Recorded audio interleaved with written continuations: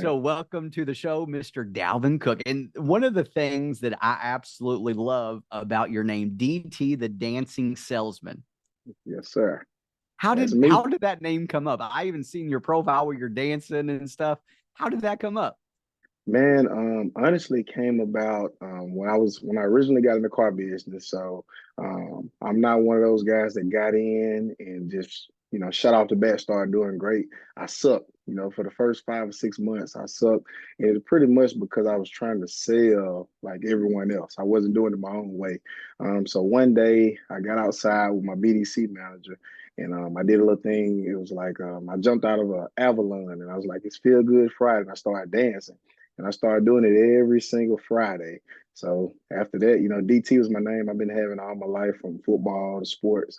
And I just put that DT, the dancing salesman, and it went from there. So Well, that's been me, man. congratulations. That's been my brand since then. It's worked out for me. And then also shout out to your podcast. I just now kind of stalked you on Instagram and found out that you have what is it? Small City Period Big Dreams podcast. Yeah, me and my best friend, man. He had the ideal, and I jumped on with him. So we've been doing it for about 3 4 months. It's more of a hobby. Yeah. But it's been pretty fun. So Well, good stuff. Well, congratulations. I hope it takes off, man. man, I hope so too. All right. So one of the first questions I always like to ask is like when you were growing up, I always try to get people to relate to people because I started from nothing myself. I grew up in a rough part of Louisville, Kentucky. How was your childhood? Just kind of walk us shortly through that. I mean, I pretty much had a decent childhood. It wasn't bad. It wasn't just the greatest. I didn't grow up in a two-parent household. My mom and dad never been married. Um, I mean, pretty much all my life from the age 4 up until I got to high school, college, I played sports. That was pretty much my thing. Baseball was my go-to. Football got me to college. But I Okay. played baseball pretty much all my life. Never was a gamer. I was just one of those outdoor guys, playing football, playing basketball, riding the bike with the kids. And I didn't have a rough, it was some things that probably could have improved, but everything that from my childhood it pretty much made me who I am. So um, it's been pretty good. I mean, I grew up here in Grenada, Mississippi, been here all my life up until I went to college up in Joplin, Missouri. And I played football at Missouri Southern State. So, but Okay. besides that, I'm a Mississippi guy to the heart. So All that's right. me. Did you make good grades in school? Was school for you? Like me, I personally, I mean, I made good grades, but it really just didn't interest me. Yeah, I tell people all the time, growing up in school, just from kindergarten, preschool, all the way up to high school, it was there. When I got to college, the only reason I kept going through college is because I played sports. Other than that, I really don't know what I would have been doing. I didn't like school that much. I wasn't a troublesome child. I wasn't a D and F student. I made pretty decent grades. But I didn't too much care for it, to be honest. I Yeah. just I just like playing sports, and I knew to keep playing sports. My mom was, she'll snatch me away if my grades was bad. So that was my main reason of sticking with it. So to answer your question, it was a 50-50. It was a love hate relationship with school.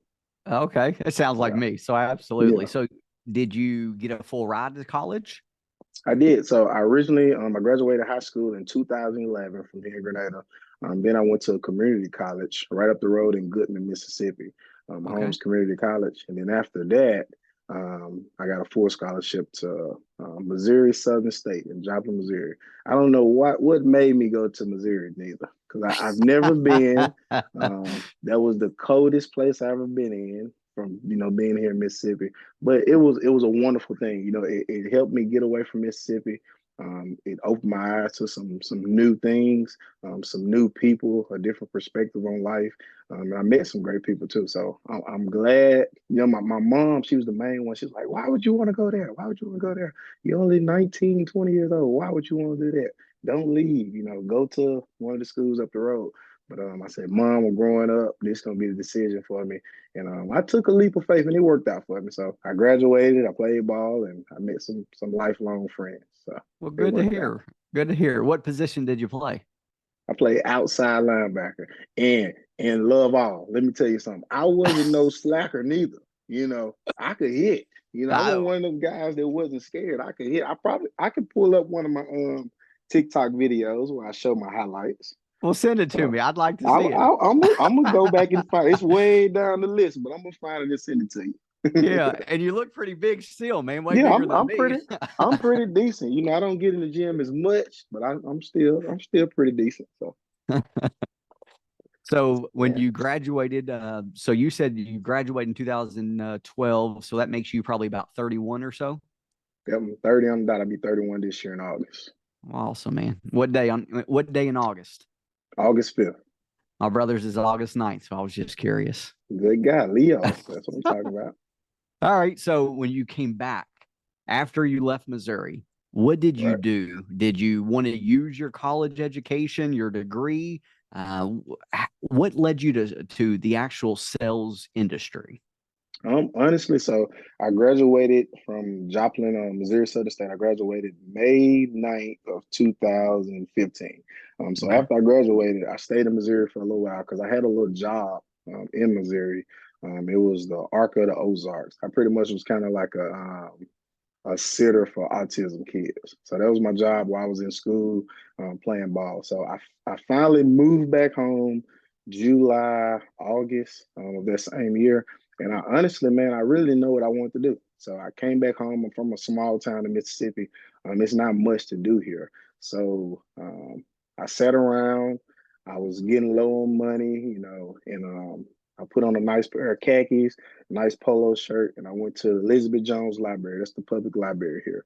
And I Okay. printed out like 20 of my resumes. And I just went from job to job. You know, I went to some loan companies. I went to some AT&T, C Spire, Uh, the city. You know, I pretty much went everywhere where I thought, you know, I probably work out and do good at it and make some decent money. And I ended up going to a couple car dealerships. And so when I went to the car dealership, I went to two. So the company that I work for, they pretty much have every dealership in my town. So I went to the Chevrolet dealership. They said they wasn't hiring, and I went to the Toyota dealership where I'm at now. And I just pretty much told him, I said, "Hey man, I'm just moving back home. I need a job." You know, he got to asking me. You know, being in a small town, they always ask, "Who's your family? Who's your mom? Who's your dad?" So I told him yeah. that, and I gave him my resume, and he said, "I'll check in with you." So he called me like 2, 3 days, and I gave it a shot. And so I really didn't see myself selling cars. It was just pretty much I got in it because I needed money and I needed a job, but it ended up turning into, you know, a successful career for me. So Absolutely. that's pretty much how I got in it. It's no, you know, no recommendation. I'm no GM kid. No, you know, I just pretty much got in, you know, gave them a resume, which you know, selling cars, you really don't need a resume. They really don't care. So, Oh, not at all. but that was pretty much it, man. And I've been, you know, I've been selling cars now for going on 8 years now. So, Awesome. And you said that it took you about 5 or 6 months before you wasn't good, in your words. Um, right. did they provide training? Did they just throw you to the wolves like a lot of dealerships do? How did that first few months play out? Yeah, the first few months, we had some form of training. So we used to do training like every Tuesday. But for me, it wasn't working for me. And I'm not saying it didn't work for everyone else, but it was like they wanted me to sell and use this certain script for them that worked for them.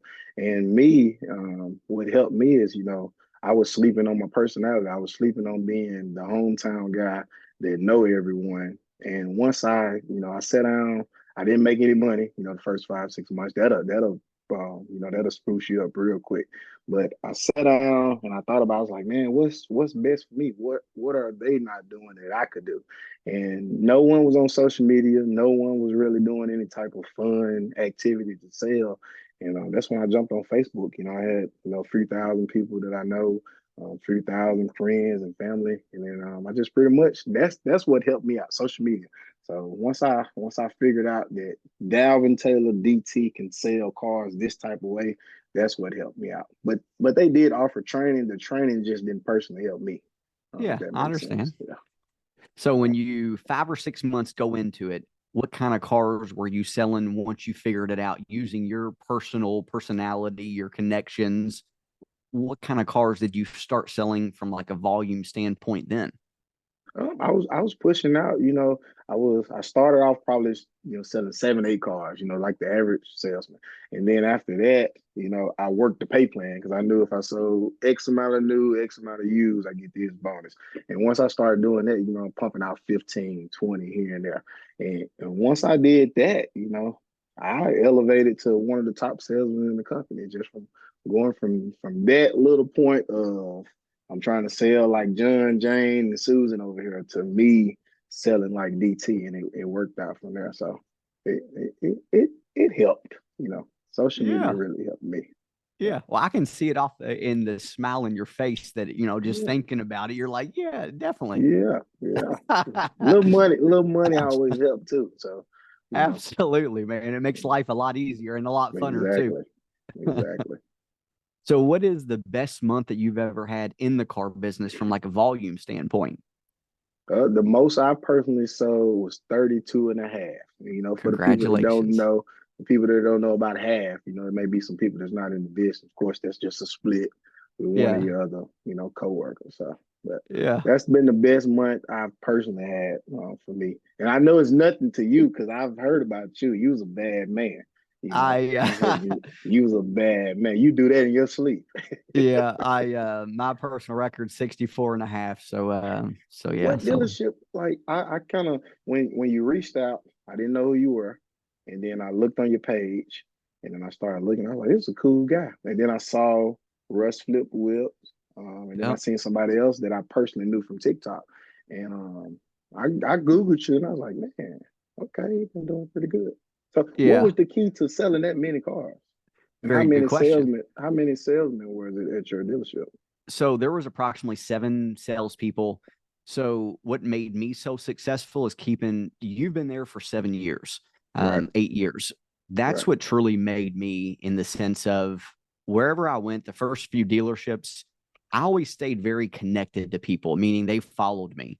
And then when I started selling so many cars, the thing that really set me apart was staying close, meaning staying at the same dealership.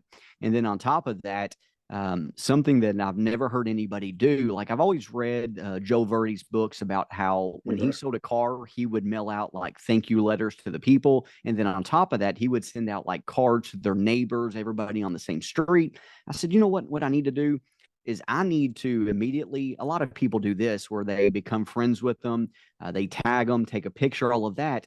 But mhm, then what I started realizing, all of these people say congratulations. So what I right, started doing is I started sending all of them people a personal message.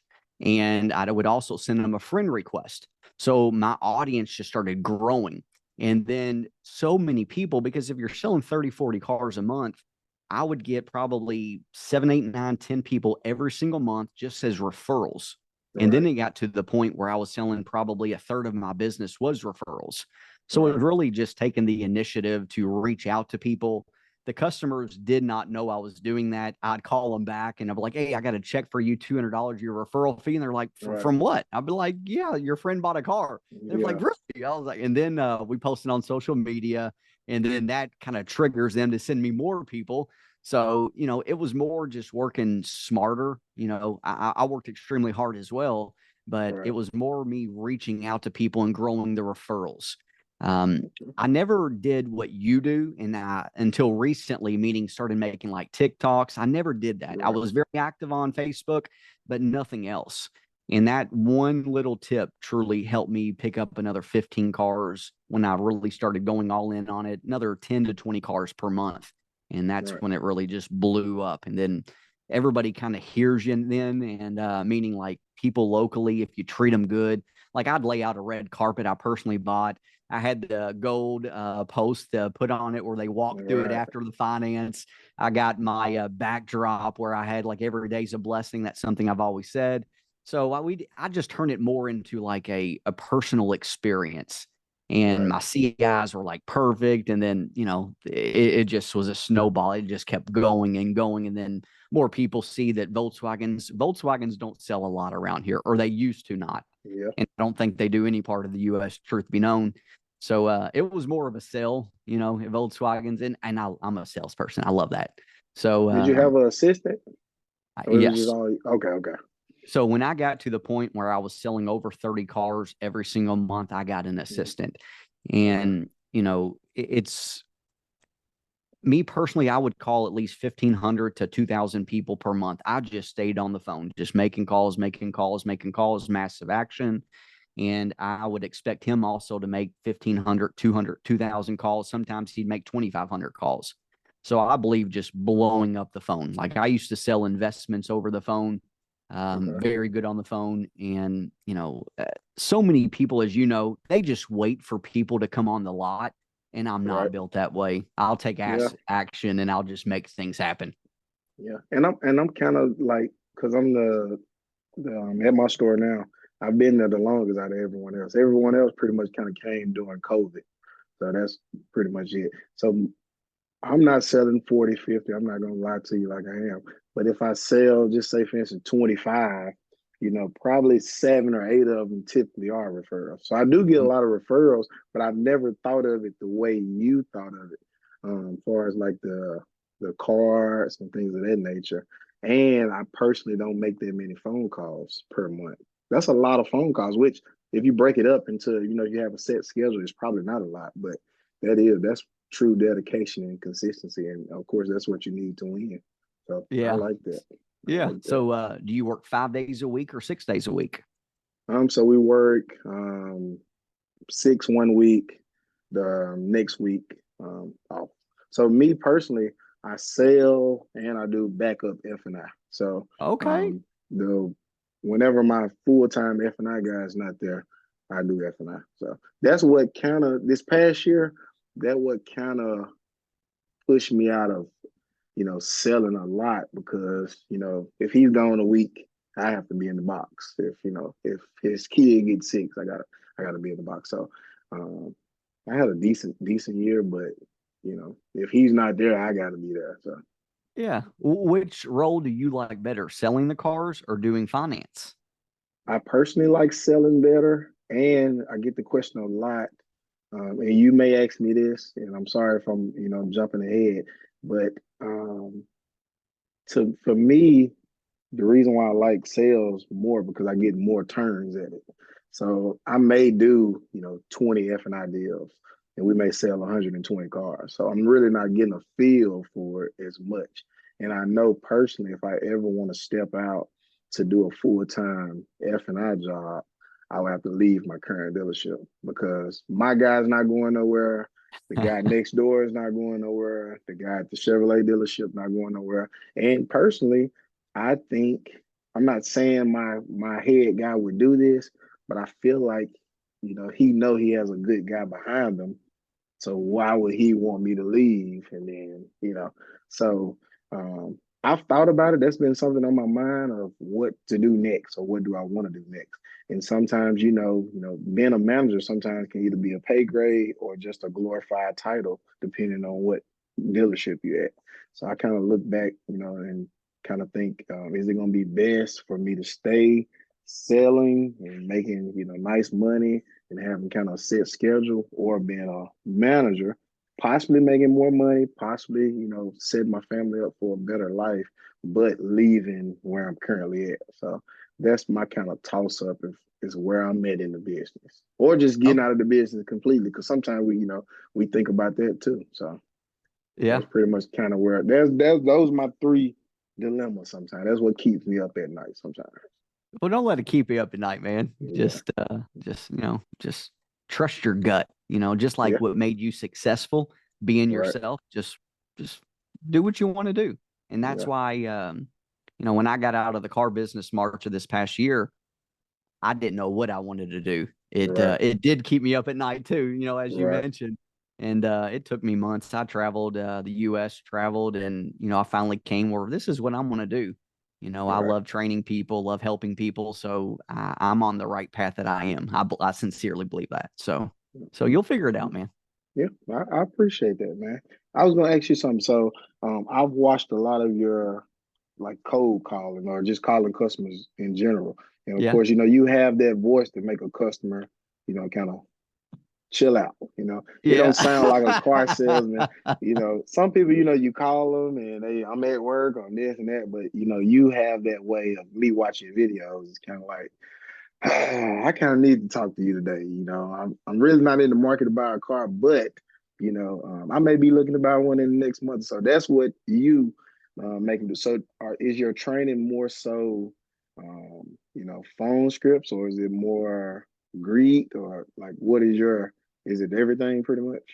Great question. Yes, it's going to be everything. Like when I Okay, sold over the phone, I did that for 12 years.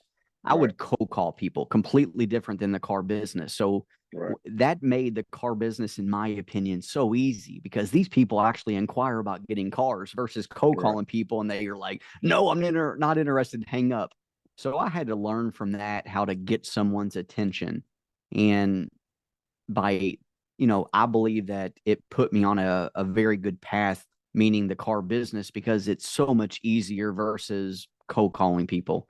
right, And, you know, you just have to learn how to do control, same as the car business. F&I, no matter what you're selling, it's truly control, where I just learned how to control people, how to get someone's interest. And if you can keep someone's interest and control them, game over, checkmate, right, So yeah, the training is going to be how to sell over the phone. It's going to be car sales. Those are the two that's going to be in there. And then the next ones I'm gonna harp on that first, but then I'm also going to do like RV sales. Next month I'm going to go out to Florida to train their employees how to get better on the phone, how to sell better in person. Also want to do door to door. I firmly believe, I can tell just by speaking with you when you were talking about it, you were smiling. You truly enjoy sales. So I yeah, believe yeah, if you can sell one thing, you can sell anything. right, And right, like I remember this very vividly, like it was just yesterday. I remember the first day I walked into the Volkswagen dealership, and their top salesperson, I'm still good friends with him until this day, and he knows I tell this story all the time. But he walked up to me because the owner knew me and specifically wanted me to go there. And he said, "You're not going to beat me." I said, "Why?" I'm just curious. So I'm like, "Why?" And he said, "Because you don't know nothing about Volkswagens." And I knew right hmm then that he's more of a product specialist. And right, usually the product specialist is not the top dog there. Like yeah. another Good walk story. around guy. Yeah, Yeah, amazing walk around guy, butterfly, all yeah, that good. Like right, I do the walk around completely different. I open all the doors and I take a step back. I don't say anything. I let them look at what's important. And then that tells me, like, whatever they look at first, that's what's most important to them. They look at the right, back seat, they need back seat for their kids, their dogs, or what have you. If they look at the trunk, they're thinking about, again, space. If they get in the cockpit and they're talking about Phil.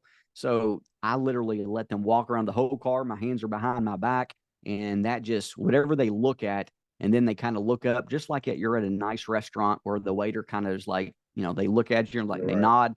Now they're ready, and then whatever they looked at, that's what I start talking about, and I do it completely different than everybody else teaches the other way. right. And That's true. in something that I believe too, because every car manufacturer always teaches you all about the product. But I've never been at a car manufacturer training where they actually just teach you how to sell to people. And I think that Right. that's part of the reason why retention's so low. But Toyota, you all have probably the number one brand inside the United States, or it is the number one brand, I should say. Right. So y'all have the highest retention out of anybody. So, Right. but most other brands don't have that luxury, man. Yeah. That's true. That's true. I Yeah. agree. I agree So with you on that. let me ask you this, because this is Mhm. one in question that I absolutely wanted to ask. What made you start making those cool videos, those amazing videos on TikTok? Man, the main reason I made videos was because so I was at my dealership and we had this drop dead gorgeous sales manager lady, and then we had a guy. So every time we did commercials, anything like that, it was only them two.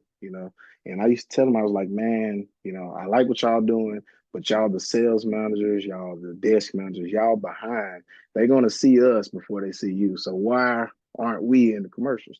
And every time they were like, DT, we'll put you in, we'll put you in. So they never put me in. So once again, my BDC manager at the particular time, she shot all my videos. And it was pretty much me dancing for the most part. Every now and then I try to do a walk around or I try to do something. But it was mainly me dancing. And so when I started finding out, the TikTok algorithm or whatnot, I was dancing, but my videos weren't really catching much traffic dancing. So I did one video because I'm here in Mississippi Delta, and well, I deal with a lot of bad credit. And so I did a video one day about getting a cosigner, clicking my pen or whatnot. And that video just, I put it out there. I went to sleep the next day and I woke up and like 100,000, 200,000. I'm like, man, I guess these people like this. And I was just doing it every time. So that was the videos I started off with. And then I learned, of course, how to do green screen videos. I learned how to, reply back. And I just kind of, made it into TikTok car salesman comedy. That was kind of my niche. And then that's pretty much it. But it was really, I really started doing videos because the dealership wasn't allowing me to be in the dealership commercials. So I was like, since they're not going to put me in it, I'm going to create my own. And I also wanted to separate myself from the dealership. So I work for this Kirk Auto Group, and they're a big organization in this particular area. They got over 15, 16 dealerships across, this particular area, Heck yeah. Ford, Toyota, side by sides, all the good stuff. So I knew they was well established, but I Hmm. wanted to separate myself from them, and I wanted to kind of be like, okay, I'm gonna go see DT Dance Salesman. And instead of going to Kirk to see DT Dance Salesman, I'm gonna go see DT Dance Salesman at Kirk. So I wanted to, get out of the way of, their big mogul of a family and just separating me and putting me in the forefront. So Facebook, Instagram, TikTok helped me do that. So that was my main reason of, getting out on social media was to kind of separate myself and, make a name for myself. And also, um, when I moved back home, mostly everyone knew me from sports. So in a Hmm. sense of me selling cars, I had to reinvent myself. So no one really, because growing up, I was kind of a shy guy. I know I'm talking to you a lot, but I was kind of the guy, in my friend group, my two closest friends, one is a lawyer, so he liked to talk a lot. My other friend that I do the podcast with, he's a jokester, so he liked to talk a lot. I'm kind of the, smooth, cool, laid back guy. I don't really talk much unless, I personally know you. So when I came back home, no one knew me to dance and do all that on social media. So it was almost of me reinventing myself and starting completely over. And so that helped me out a lot, social media. Did they put you in the videos after you became famous on Uh, social they media? they started to try, and I would deny them. So Did you? You yeah, stuck to because your I mean guns. at that point, I really don't I don't need you. I because to work at a dealership, they provide you with the phone, the internet access, the dash, the lights, and all that. But besides that, you have to generate your own business. Yeah. There's only going to be so much that the CRM tool is going to do for you. So I've done some videos for the dealership, but I'm not trying to jump in every single one now. It's more of, they can ask me to do it and I can accept, or I'd be like, get someone else to do it. Get the new guy to do it. Let him do it. So Good stuff right there. yeah. Does TikTok and social media, just TikTok specifically, get you a lot of deals? Um, Facebook and Instagram get me more than TikTok.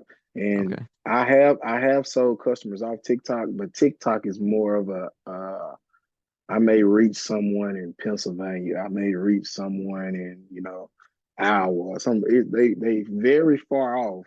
And, I have had customers, fly in from Dallas, fly in from here and there. But most of the time they reaching out from that far, they're gonna pass a million dealerships. And I'm okay with that. I'm not gonna make you come. If you want to come, I would love to meet you and I would love to get you here. But the customer that I will reach the most off TikTok is the people that's in Mississippi, of course, Hmm. Tennessee, because that's right up the road, and maybe that Alabama, maybe Georgia area, because that's not too far away.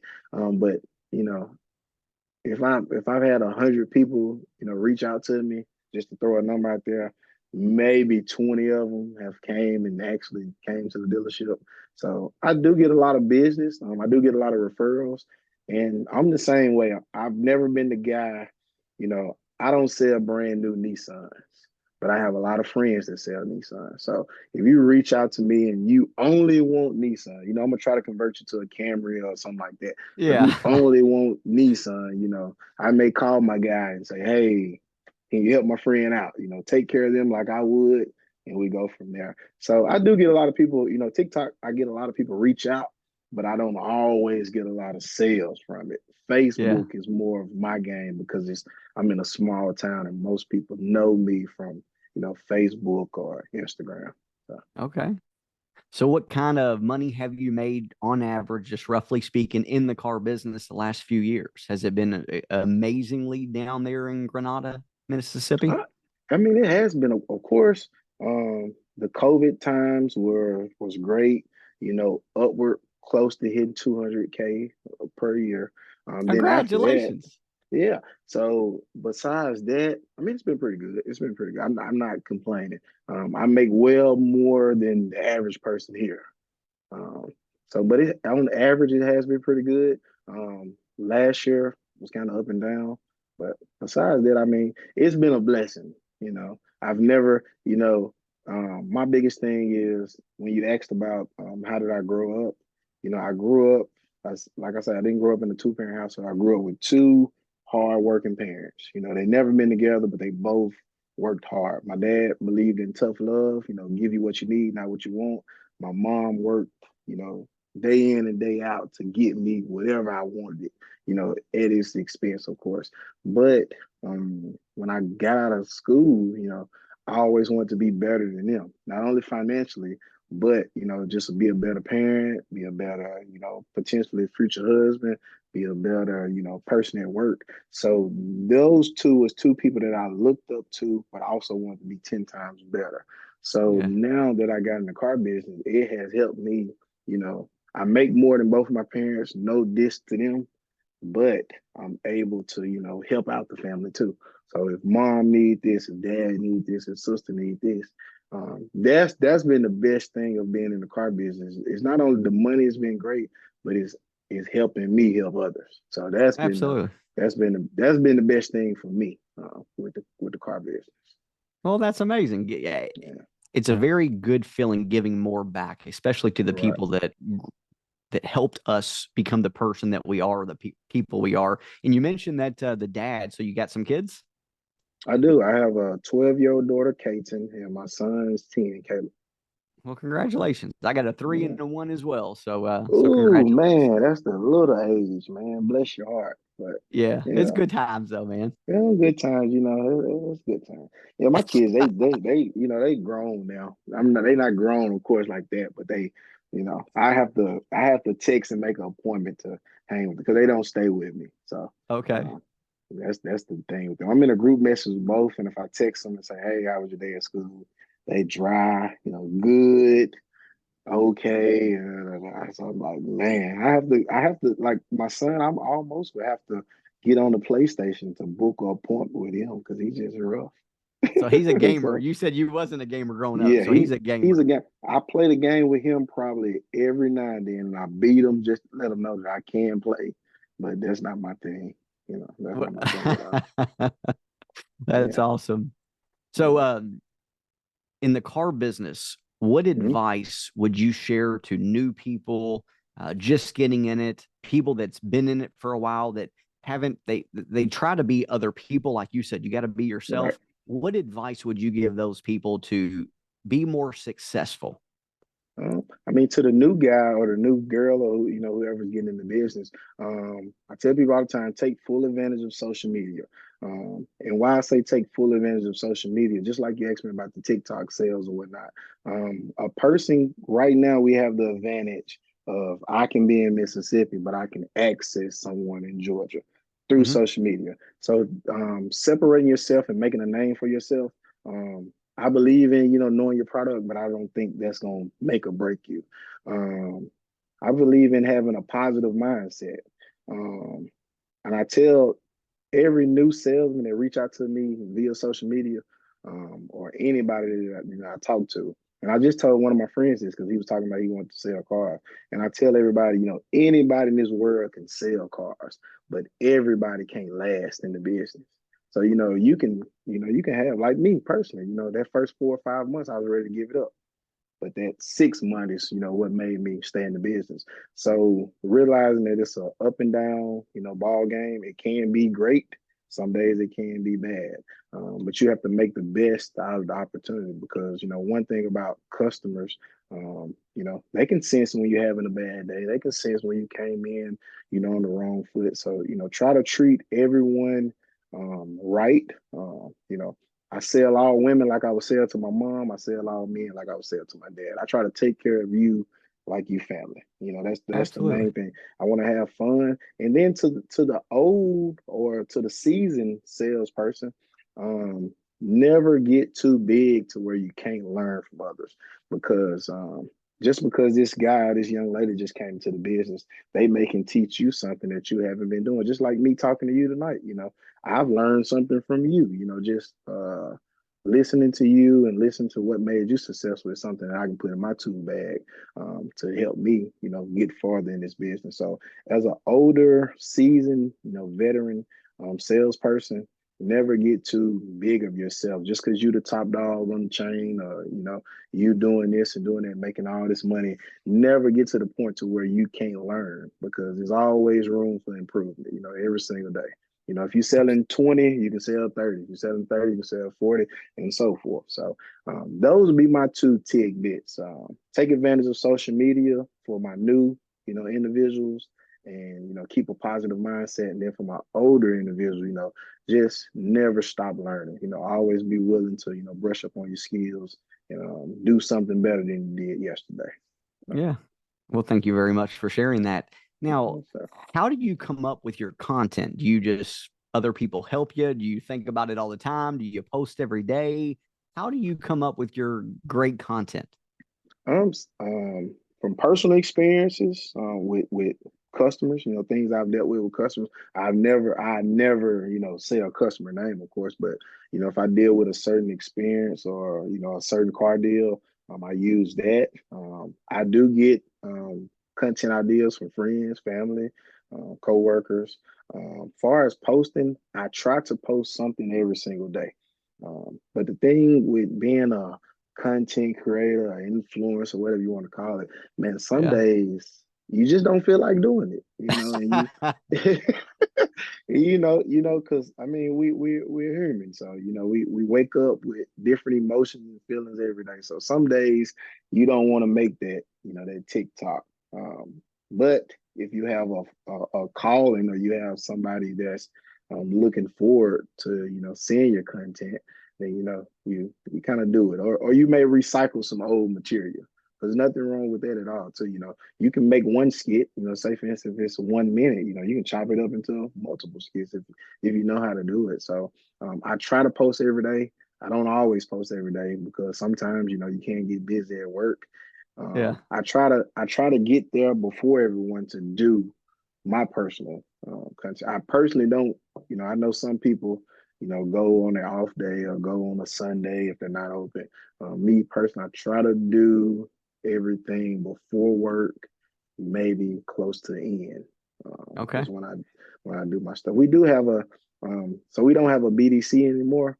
So we do have an office where our internet group used to be. So that office is usually pretty quiet to where I can go in there and make a couple videos. But that's pretty much it. I'm pretty much I know some guys, they work with their coworkers. Besides dancing with my coworkers sometimes, I'm pretty much just all me. It's my tripod, me, and that's pretty much it. I may need to try to, do something different and maybe that'll, help out. But it's pretty much all, me. Sometimes my friends help, sometimes my family help. But it's pretty much all DT, setting the phone up, set the GoPro up or whatever, and I just go. So that works. That works for me. Yeah. You miss playing football? Sometimes, I don't play flag football anymore. I play co-ed softball. I don't play Okay. with the men. I don't play full all men. Uh, They hit the ball too fast for me, but some some of the ladies do too. But during the summertime, I play co-ed softball with my coworkers. But sometimes I miss playing, and sometimes I'm like, it ran its course and it worked out. But I sit back and look at highlights and stuff like that. But it yeah. is what it is. Did you ever play basketball? I did. That was probably my weakest sport. I wasn't bad at it. It just, I really didn't have a desire to play basketball. I was great on defense. I was subpar on offense. You know, Okay. I was a hell of a free throw shooter, somewhat of a decent 3-point shooter, but all that driving, dribbling, all that, that wasn't me. I was No. more like a Ron Artest, Dennis Rodman on defense. Maybe not that great because those are great guys, but you get the Yeah, drill. for sure. Yeah. Yeah. Yeah, you get See, what I'm saying. I'm from Louisville, Kentucky, and there's no Okay. college or there's no pro sports here. So it's all Right. college. And it's Right. a huge basketball state. So It most is. people in this area, it's basketball. So that's what Yeah. I grew up on. Yeah. Baseball was my first love. I played there from the age of 4 all the way up until my junior year in high school. And I was probably, 10 times better. But football was what I went to college for. So it worked Living out. the good life out there now, man. Hmm? I said you're living the good life out there now, killing I'm it, selling trying to, man. cars. I'm blessed. I'm blessed. I'm happy I'm alive. No major injuries, anything like that. The family's good, so that's the main thing. We up to see another day. We can keep Yeah. going. Does any of your coworkers make any cool content? No, nobody really make. It's no one really on social media, and I try to tell them all the time. I was like, man, get on there, and I tell them don't do what I do, because Be yourself. you be yourself. Just get on there, whatever you want to do. Well, scratch that. One of my old coworkers that used to work with me, she's at the Nissan dealership now. It's a different company, but she make content. But besides that, no one that I personally work with at any of the stores really make any type of dancing, social media, comedy, anything like that. Everybody's pretty to the book. So, but I try to help out, and I tell them all the time, I can help out. I've even told them that, excuse me, I would be willing to train on social media branding because I feel like it's something that's missing with most salespeople. They don't know how to post on social media, and it could be anything. Just posting a vehicle every day, just letting people know you're still there. Because Absolutely. the now you may have the old guy that can sit in there and get referrals, but most people don't have that access. Yeah. They don't have that. That's not in their repertoire to do that. Just sit there and have people, just do what you did. Most people don't have that in their bag. So social media helps out a lot. But to answer your question, no, I'm the sole person that do it. So, You would but think with so much success that you have had, other right. people would try it. It's proof in the pudding, but yeah. I don't know why. I mean, I just feel like it's easy to put yourself out there. It don't take 10 seconds. You could do anything. I mean, like literally, my personal schedule, what I do every Monday, Wednesday, Friday, I make a story on Instagram, Facebook, and I kind of just say top of the morning, DT. I'm at Kirk Toyota, hit me up, and I say a little motivational quote is what I call it at the end of it. Positive vibes only. Da, da, da, da, da. I've So I seen do that. I that like every yeah. So that.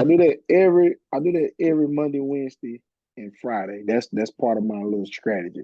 And then Mhm. I try to post on Facebook a DT's deal of the day. So it may be a 2015 Toyota Tacoma that we got with 70,000 miles. I know it's priced right. I know it looked good. I know if I put a couple pictures out, it's gonna be a hit. So once I put that out there, then boom. And then of course I'm gonna just do my videos. Friday I'm gonna dance. I'm on my local radio station here in Mississippi, so or in Grenada rather. So I do that every single morning. I don't personally go to the radio, I call in. So I do a little spiel with that. And so I try to, that's my little schedule, what I do. And then here and there, I do little quick TikTok videos or reels, anything like that. So I try to tell them, I try to give because I'm not going to gatekeep, because I tell them all the time, there's only one DT, and I'm not saying that as a high horse type of thing. I'm just saying Yeah. there's only one me. God made me for me. So I'm gonna do what I do, and you do you, and you need some help. I'm willing to help. I'm willing to jump in a video. I'm willing to do whatever you need me to do. I'm a team player because we all can win. But they don't do it. So I don't know what it is, man. Are you So the top dog at the dealership? Do you sell the most cars out of anybody? I was the last 2 years. Well, this past year I wasn't. So Okay. I'm not gonna tell you. We had a young lady. She did quite well, and I How many was gonna cars make did a. she sell? I think she did what 211, 212, something like that. And you Okay. probably think like, man, I would have blew everybody out the water with that. But you might do that at half a year. but and I was gonna, I'm not gonna sit here and make no excuses because like I was telling you before, a lot of my time this year was F and I. Finance. So I mean, I did because I sold 174, and but the majority of it, half of the, I probably could have did more than that, if I wasn't in the office all the time. So I don't know, man. Finance is something serious. It can be a great thing. It can be pretty bad. So I don't know. Usually, when people get in finance, they never leave finance. And I think Yeah, I've talked to people all throughout the US. It's the same here where they don't leave. Like it's just, especially at a successful Toyota dealership. How you're many right. cars do y'all sell a month? Probably do what 120, 130, maybe sometime more, sometimes less. Just all depends. Like this month, I mean, this past week, we've really been off work the whole week. We've been there, but it's just been pretty much calling and emailing because of the snow, the ice. If anything like that happened here, no one moves. So, in a place like you, Kentucky, if it's snowing, ice, anything, people still gonna, make a way to go where they need to go. But here, man, it's over with. So, um, so it is what it is. But I mean, we're pretty. Like I say, my F and I guy, he's great. I tell him all the time. He's a great guy. And he's a great F and I guy, and I don't see him going nowhere forever. We had a F and I guy at our Ford store. He stayed there for 25, 30 years. So, and my guy that's there now, he's been there 10, maybe 10 plus. So I don't see him leaving anywhere else. But I've been in my dealership. I've had some moments where I've had some opportunities elsewhere, but you say trust your gut. It just didn't feel right. And Yeah. maybe if I would have got there, it may would have worked out. But doing the interview process and just being there and just seeing what they was gonna offer or what they wanted me to do or what they expected out of me, it didn't feel right. Yeah. So that's the thing. It has to feel right. Um, if I ever was to leave because I'm open to opportunities. I have no desire to leave. I'm not trying to leave right now, but if something if an opportunity came to my door and it felt right for me and it felt right for my family, then I would be open to it because I feel like sometimes we do get comfortable where we at. So we can stay at one place for so long and get comfortable and think that's the best when there's so much more out there for you. So that's the thing. And I'm still young, 30. So You I got a haven't lot reached of my years prime. ahead Yeah, I of got you, a, I got man. a, got a You're long way not to even in go. your prime yet, like you That's what said. I'm No. telling you. I'm not there. So we shall see. All right. Any last words, parting wisdoms, anything at all you would like to share? Where they can find you at? Anything like that? Parting wisdom, you know, me personally, I believe in, like I told you before, a positive mindset. I believe in positivity. I'm the type of guy that's good vibes on. I want to wake up every day in a good mood, and I hope the people around me feel that I'm in a good space, and I feel like they in a good space while they're around me. Make sure you continue to love on your individuals. That's around family, friends, coworkers. If you can spread any type of positivity, any type of joy to a stranger, make time to do that. in this life that we live, young, old, middle age, or whatever, make sure you're doing what's best for you. Make sure you taking that trip. Make sure you're traveling. Make sure you're taking that opportunity. Make sure loving that right person, because at the end of the day, what I've personally saw throughout these last few years, life is short, and individuals that you may speak to today may be gone tomorrow. So make sure you hug a little tighter, laugh a little longer, and just enjoy the life that God has given you. That will be my little closing wisdom. Far as where you can find me, DT the Dancing Salesman on pretty much every platform that I have, on Instagram, TikTok. You can type in DT the Dancing Salesman on Facebook, but Dalvin Taylor will be how you find me on there. I do have a podcast with my best friend. It's called Small City Big Dreams Podcast, where we tell the real, the truth, and the funny. So we've been doing that for quite a while. It's been pretty good. It's been pretty good. So you can find us pretty much everywhere. Where you stream a podcast. Besides that, man, I thank you for this opportunity. When you reached out, like I told you before, I didn't know nothing about you. I didn't know if this was like a scam. I didn't know if this was like I didn't know what this was. And then I looked at it, I said, okay, he's a cool guy. And then I had to go look before I said yes. I said, let me go look at, see what he got going on. Because sometimes, man, every opportunity ain't a good opportunity. And sometimes No. you have to see what's going on before you just accept something. So once I got on there, I said, okay, I see he done reached out to some people that I personally know and admire in the car business. And then I watch your videos, and I think the first video I watched is you was calling somebody, and I think you started off, you said you're a good person. It was something what did Good you say? man. A good Yeah, man. yeah, yeah, yeah, yeah, yeah, yeah. And I was like, man, I ain't never thought in my life to do that.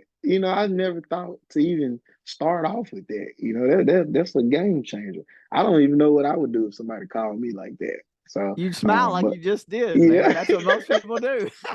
so, but yeah, man, I like what you're doing. I appreciate the opportunity.